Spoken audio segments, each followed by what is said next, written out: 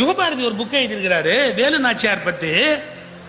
அச்சோ, வேலு நாச்சியாருடைய அந்த வரலாறு படித்தா முத்துவடுகநாதரும் வேலு நாச்சியாரும் பிரிட்டிஷ் கவர்னர் சந்திக்கிறாங்க. அம்மா ஒளிஞ்சு நின்றுக்கிட்டாங்க, ஏன்னா பெண்கள் வெளியே வர்ற பழக்கம் கிடையாது. முத்துவடுகநாதர் அவருடைய சிலம்பு வாத்தியார் இவங்கெல்லாம் நிற்கிறாங்க. அந்த இங்கிலீஷ் கவர்னர் கேட்குறான், ஏன் எனக்கு வரி கட்டல? நான் அனுப்பிச்ச ஆளை நீ ஏன் மதிக்கல? நான் அனுப்பிச்ச ஆளுக்கு நீ அவமரியாதை வேற பண்ணியிருக்க, நான் உன்னை என்ன பண்ணலாம்? இங்கிலீஷில் கேட்குறான். முத்துவடுகநாதருக்கு இங்கிலீஷ் தெரியாது. அவருக்கு டிரான்ஸ்லேட் பண்றது தாண்டவராயன் பிள்ளை, அவர் இல்லை பக்கத்தில், டிரான்ஸ்லேட்டர் இல்லை. முத்துவடுகநாதர் அப்படியே நிற்கிறார், பதில் சொல்ல முடியல அவரால், அப்படியே பேசாம நிற்கிறார் முத்துவடுகநாதர். அவர் சும்மா நிற்கிறத பார்த்துட்டு சிரிக்கிறான் அந்த கவர்னர். அதை விட ஒரு பெரிய கொடுமை, அந்த கவர்னருக்கு ஒரு துபாஷி கூட வரான், அதாவது டிரான்ஸ்லேட்டர் வர்றான். அவன் பாருங்க, அவன் நம்மால் அயோக்கிய பையன் டிரான்ஸ்லேட் பண்ணாம நிற்கிறான்.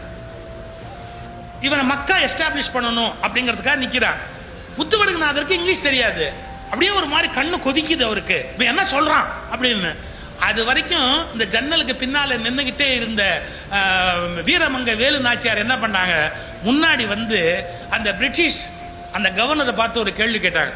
இதுவரை நீ தான் இந்த நாட்டில் பொழைக்க வந்தவன், நீ தான் எங்க மொழியை கத்துக்கணுமே ஒழிய உன் மொழியை நாங்க கத்துக்கணுங்கிற அவசியம் கிடையாது.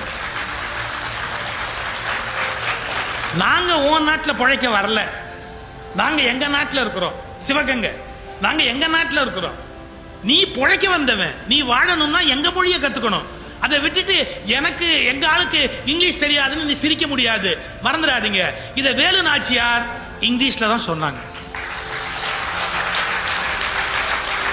என்ன சார், எப்படி சார் படிச்சிருப்பாங்க? இது பெருசு இல்லை. இதை கேட்ட உடனே அந்த கவர்னர் ஷாக் ஆயிட்டான். என்னடா இவரு பேச மாட்டேங்கிறாரு, இவர் ஒய்ஃபு இங்கிலீஷ்ல அடி நிமித்துறாங்களே அப்படின்ட்டு பதறி போய் எந்திரிச்சான். அந்த கவர்னர் ஷாக் ஆகி எந்திரிச்சான். ஒரு நிமிஷம் உட்கார், இப்ப இதையே மலையாளத்தில் சொல்ற எழுதிக்க, இதையே கன்னடத்தில் சொல்ற எழுதிக்க, இதையே உருதுல சொல்ற எழுதிக்க. 5 மொழிகளில் வேலு நாச்சியார் பேசி காட்டு, 5 மொழியில பேசிட்டு இப்ப என்ன சொல்ற? நீ யோசிக்கணும். பெண் அந்த காலத்துல பல மொழிகளை கற்று கல்வி உள்ளவளாக, இதெல்லாம் பிரமிக்க வைக்கிற நிகழ்ச்சி இல்லையா?